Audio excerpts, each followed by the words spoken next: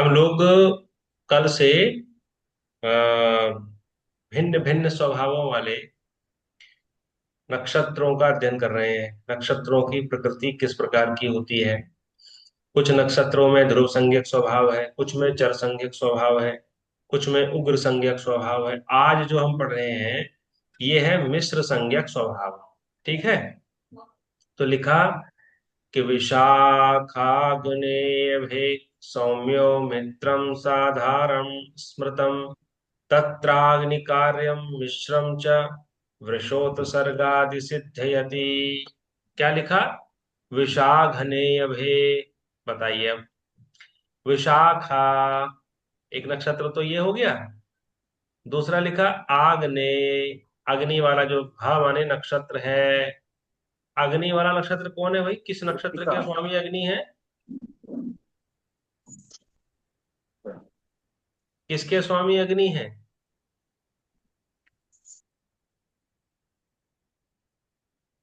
बताइए। कृतिका। कृतिका। कृतिका के। मोनिका जी कल नहीं थी आप?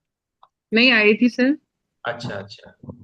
कृतिका नक्षत्र के स्वामी अग्नि है। सौम्य, सौम्य का मतलब ये वार है। सौम्य वार कौन सा होगा बताइए? बुधवार। बुधवार होगा। बुधवार। हाँ, सोम के पुत्र है बुध, चंद्रमा के पुत्र बुध है, इसलिए उनके नाम पर बुधवार हो गया। ये कैसे नक्षत्र है? मिश्रम, मिश्रित नक्षत्र है। साधारणम, साधारण है। ठीक है। अन्य कोई मुहूर्त का नक्षत्र आपको नहीं मिल रहा है अगर, तो आप इन नक्षत्रों को ले सकते हैं। एक कृत्तिका और एक विशाखा, है ना। और उसमें भी बुधवार। बुधवार को मैं अक्सर प्रशस्त बताता हूँ। कोई कहता है मुझे वाहन खरीदना है, किस दिन खरीदूं? मैंने भाई बुधवार का चयन कर लो, मिश्रित है। ठीक है। अन्यथा सोमवार ही कहा गया है।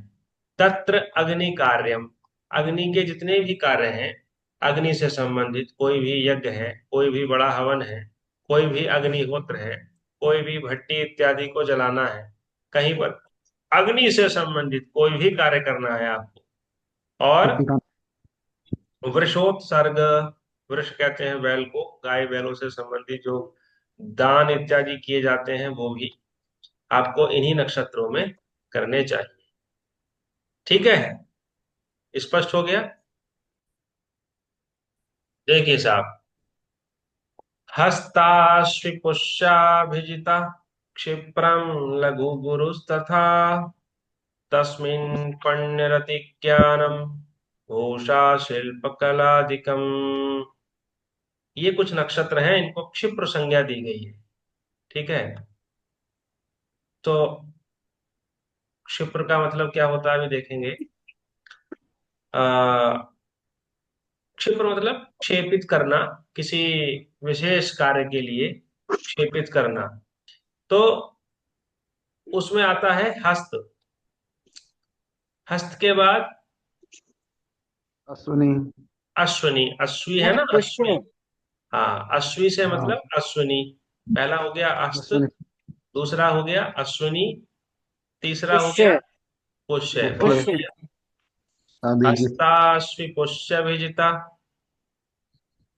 अगला बताइए। अभिजित, लघु गुरुस्तथा। अभिजित, अभिजीत। है ना। श्रवण हाँ। नक्षत्र और उत्तराषाढ़ा नक्षत्र के बीच की कुछ घटियां हैं, उसको अभिजित नक्षत्र कहा जाता है। तो ये जो नक्षत्र कहे जाते हैं ये क्षिप्र संज्ञक नक्षत्र कहे जाते हैं। सर लघु। वो 27 में तो नहीं है। 27 नक्षत्रों सर से 27 में। 28वां जो, हाँ मैं बता रहा हूँ, एक नक्षत्र 28वां है अभिजित। ये जो नक्षत्र है ये उत्तराषाढ़ा और श्रवण के बीच का, उत्तराषाढ़ा नक्षत्र की अंतिम की घटियां हैं कुछ। ठीक है। कुछ घटियां, घंटे भर का नक्षत्र है ये समझ लीजिएगा।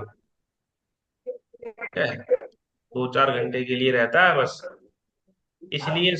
और ये हम इसको 28 नक्षत्रों में भी गिनते हैं, है ना। प्राय नक्षत्र 28 ही है, अष्टाविंशानि नक्षत्राणि। चलिए, आवाज कहाँ से आ रही है? म्यूट कर लीजिए आप लोग अपने को भाई, जिन्होंने अनम्यूट अनम्यूट कर लीजिए, म्यूट कर लीजिए जिन्होंने अनम्यूट कर रखा है।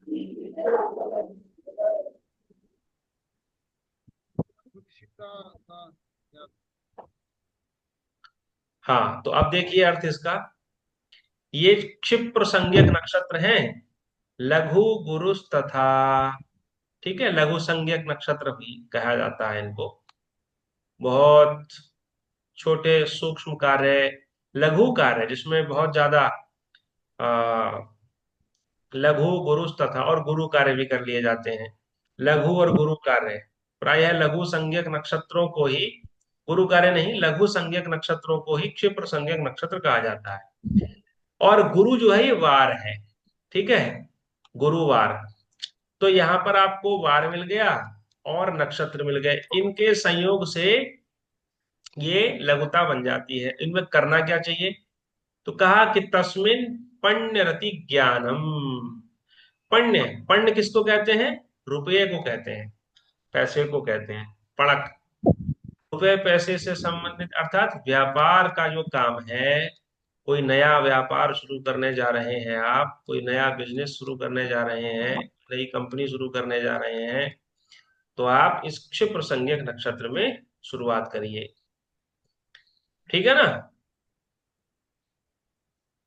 आगे लिखा रति हम्म। ज्ञानम। रति किसको कहते हैं? स्त्री पुरुष का जो प्रेम है, हम्म। पति पत्नी का जो प्रेम संबंध है, वो इन नक्षत्रों में शुभ रहता है। फिर आगे लिखा भूषा, भूषण इत्यादि धारण करना, आभूषण धारण करना, उनके लिए ये लघु संज्ञक नक्षत्र अच्छे कहे जाते हैं। शिल्प करना, शिल्प क्या होता है भाई? शिल्प कलाएं हैं, है ना, काष्ठ से कुछ बनाना, लकड़ी से, पत्थर से कुछ बनाना, मूर्ति बनाना, हाथ की इनको शिल्प, कलाकारी। हाँ, जैसे मूर्ति कला हो गई, है ना, ये सब चीजें जो है शिल्प कला। और आगे लिखा कलादिकम, और भी कलाएं हैं। और कौन कौन सी कलाएं हैं? अरे भाई, संगीत कला है ना, गीत है, गीत है, गाना है, बजाना है, वाद्य यंत्र है, इनको बजाना है, आपको शुरुआत करनी है संगीत विद्या की, ठीक है। तो आप इन क्षिप्र संज्ञक लघु संज्ञक नक्षत्रों का चयन करिए, तो आपका जो कार्य है वो सिद्ध हो जाएगा। अब कोई शंका किसी की है तो पूछिए। गीता। देखिए, मैत्र संज्ञक नक्षत्र, मृगांच चित्रा मित्रक्ष मृदु, मैत्रम मृगुस्तथा, तत्र गीतांबर क्रीडा, मित्र कार्यम विभूषणम। मृगा, मृगशिरा हो गया। अंत्य, अंतिम का नक्षत्र कौन सा है? रेवती, रेवती। ये बताया है मैंने आपको। चित्रा, हम्म। ये चित्रा हो गया। हम्म। नहीं और बताया। मित्र, मित्र किस नक्षत्र के स्वामी हैं? अनुराधा के, है ना। हम्म। इनको मृदु मैत्र कहा जाता है, कोमल नक्षत्र है, मित्रता संबंधित कार्यों के लिए प्रशस्त बताए गए हैं। और इनमें भी भृगुस्त था, भृगुवार हो जाए, शुक्रवार हो जाए अगर, भृगु कहते हैं शुक्र को, ठीक है। और मित्र तब कहते हैं, चार ही हो तुम, तब चार ही हाँ, हो। हाँ, चार ही नक्षत्र हैं ये, मृगशिरा, रेवती, चित्रा, अनुराधा। और पांचवा वार हो गया ये शुक्रवार। क्या क्या करना चाहिए? तत्र गीतांबर क्रीडा, गीत गाना चाहिए। गीत संगीत, महिला संगीत के जो कार्यक्रम होते हैं ना विवाह के बाद, तुरंत बाद, वो कराइए। या कोई गीत संगीत ही शुरू करना है, सीखना है, तो कर सकते हैं आप, पिछले भी हमने पढ़ा, अभी यहाँ भी कर सकते हैं। अंबर कहते हैं वस्त्र को, नए वस्त्र धारण करना। पुराने बुजुर्ग कहा करते थे, बुध बृहस्पति शुक्रवार कपड़े पहनो 3 बार, है ना। तो नक्षत्र तो नहीं याद रहे तो उनको वार याद रहा, बुधवार गुरुवार शुक्रवार में नए वस्त्र धारण करने चाहिए। रविवार मंगलवार शनिवार ये क्रूर वार सर। होते हैं। इन क्रूर वारों में आभूषण सर या कपड़े का नए। कहाँ है? हम्म। कपड़े का कौन सा वर्ड था? अंबर। अंबर। गीतांबर, इसको संधि विच्छेद पीताम्बर। करेंगे ना, तो गीत जमा अंबर। जी जी। अंबर आसमान को हम्म भी कहते हैं, वो भी वस्त्र है ना। जो आसमान को ही, दिशाओं को ही जी। अपना वस्त्र मानते हैं, कौन है वो? जैनी लोग हैं, उनको कहते हैं दिगंबर, है ना। दिक माने दिशाएं, जिन हम्म दिशाएं ही जिनका हम्म अंबर है, दिशाएं ही जिनका वस्त्र है, ऐसे दिगंबर। जैन धर्म में दो शाखाएं हैं, एक दिगंबर है, एक श्वेतांबर है। तो श्वेतांबर जो है संप्रदाय है, वो श्वेत वस्त्र पहनते हैं, इसलिए उनको हम श्वेतांबर कहते हैं, श्वेत है अंबर जिनके। और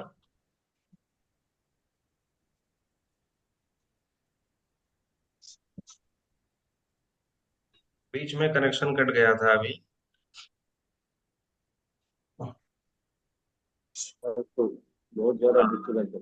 बीच में आवाज चली गई थी अभी।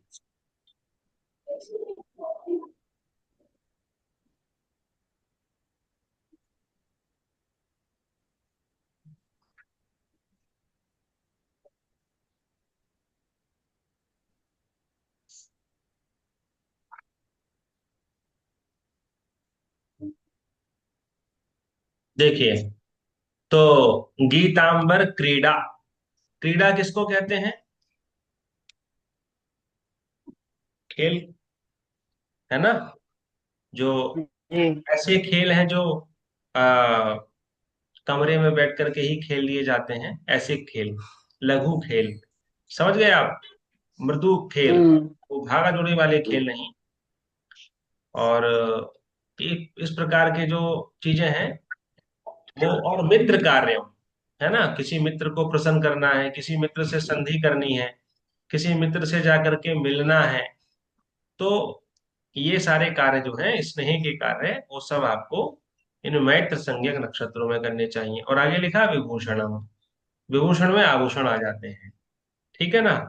तो आभूषणों को धारण करने से लेकर हम्म के, खरीदने से लेकर के, ये सब कर सकते हैं आप आभूषण खरीदने में स्थिर संज्ञक नक्षत्रों का भी प्रयोग कर सकते हैं, जो मैंने आपको कल बताए थे, और आप इन मैत्र संज्ञक नक्षत्रों का भी प्रयोग कर सकते हैं, ठीक है। जी।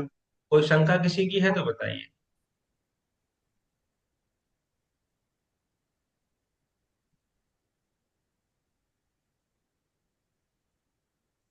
आज कनेक्शन बार बार टूट रहा है। चलिए। ये तीक्ष्ण संज्ञक नक्षत्र है।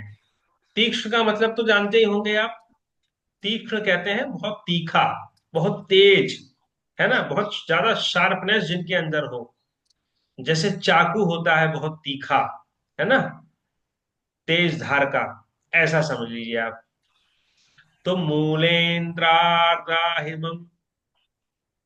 मूलेन्द्र आर्द्राहिमम, सौरेस्तीक्षम दारुण संज्ञकम, तत्राभिचार घोग्र भेदा, पशुदमादादिकम, पशुदमादिकम।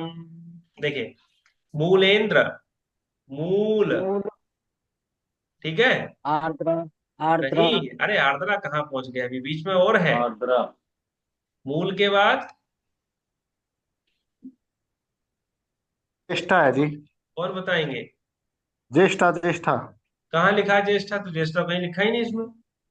या इंद्र आ गया जी, इंद्र ज्येष्ठा का स्वामी इंद्र है। हाँ, बहुत बढ़िया, इंद्र है ये शब्द। ये इंद्र जो है ज्येष्ठा नक्षत्र के अधिपति देवता हैं। आप लोगों ने देवता याद नहीं किए अभी तक। मूलेंद्रा, हाँ नहीं किए सर, वो है हुए ना। नहीं जी आपकी तरह। तो देखिए, इसको यहां से तोड़ दीजिए, इस शब्द को। मूलेंद्र, मूल जमा इंद्र, आ और ई मिलकर के ए हो जाता है मूलेंद्र। ये गुण संधि हो गई इसमें, आद गुण, है ना, पाणिनि का सूत्र है। आगे देखिए, आर्द्रा हिभम, भा नाम नक्षत्र, भा कहते हैं नक्षत्र को। तो आर्द्रा, इंद्र के तो हो गए ज्येष्ठा, यानी कि ज्येष्ठा नक्षत्र। और उसके बाद आ गया आर्द्रा, जो आर्द्र रहे, आर्द्र समझते हैं आप लोग, गीला रहे, है ना। और अही, आगे। देखिए आर्द्राही, यानी कि अही। अही किसको कहते हैं? अही सर्प। सांप को सर्प। कहते हैं। हाँ, तो अही किसके स्वामी है? सर्प किसके स्वामी है? आर्द्रा के। नहीं, आर्द्रा तो पहले हो गया। आश्लेषा अश्लेषा। है जी, आश्लेषा। आश्लेषा के। बहुत बढ़िया, शास्त्री जी बाजी मार रहे हैं आज। तो अही यानी कि आश्लेषा। फिर आया सौरी। सौरी का मतलब क्या है? शनि। सूर्य के पुत्र हैं जो, शनि यानी कि जिसके शनि, वो ये है। बार शनि। बता दिया उन्होंने। शनि शनि। शनि है, उनका ठीक। सत्य शनिवार। तो ये सब क्या है? सौरही। अभी जो आधा स है ये विसर्ग बन जाएगा, विसर्ग संधि हो जाएगी यहाँ। तो शब्द हो जाएगा सौरही, तीक्ष्ण, दारुण संज्ञकम। ये जो नक्षत्र हैं, ये बड़े तीक्ष्ण नक्षत्र हैं और दारुण देने वाले हैं, दुख देने वाले हैं, रुलाने वाले हैं। ठीक है। अब कैसे रुलाना है देखिए। तत्राभिचार, अभिचार करना है अगर आपको। अभिचार समझते हैं? हैं? बुरा व्यवहार। नहीं, शास्त्री जी बताएंगे, नहीं। देखिए। शास्त्री जी नहीं से बता अपेक्षा दिया की। जा रहा है। नहीं पता? हाँ।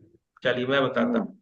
अभिचार होता है एक प्रकार का मांत्रिक प्रयोग, ठीक है, जिसमें मंत्रों के द्वारा किसी को पीड़ित किया जाए, मारण किया जाए किसी का, किसी को मोहन किया जाए, मोहित कर लिया जाए, वशीकरण कर लिया जाए, वश में कर लिया जाए, उच्चाटन कर दिया जाए। मारणम मोहनम वश्यम विस्तम हन्नुच्चाटनादिकम पाठ मात्रेण संसिद्धेत कुंजिका स्तोत्रम उत्तमम। कहते हैं ना, सिद्ध कुंजिका स्तोत्र जो है देवी सप्तशती में, दुर्गा सप्तशती में, उसका पाठ करने वाले व्यक्ति को ये चार शक्तियां स्वतः ही मिल जाती हैं। मारण भी कर सकता है, मोहन भी कर सकता है, वशीकरण भी कर सकता है, उच्चाटन भी कर सकता है। ठीक है। तो शिव जी ने दिया है वो मंत्र। उच्चाटन क्या? उच्चाटन क्या होता लेकिन है वो ये? तो सिद्ध कुंजिका स्त्रोत्र में ही लिख दिया जी, लेकिन उसका प्रयोग तो ना दे रखे, कैसे करे इसका हाँ, प्रयोग। इसका प्रयोग हम बताएंगे आपको किसी दिन, आइएगा हमारे पास। इसका विधिवत प्रयोग है, हमने गुरुजी किया मुझे तो है। बहुत साल हो गए ये करते हुए रोज। हाँ, तो सही है, करते मतलब रहिए। ये सिद्ध कुंजिका स्त्रोत्र का पाठ। करते रहिए आप, इसको छोड़िए मत। देवी सिद्ध हो जाएंगे आपको, लेकिन जी।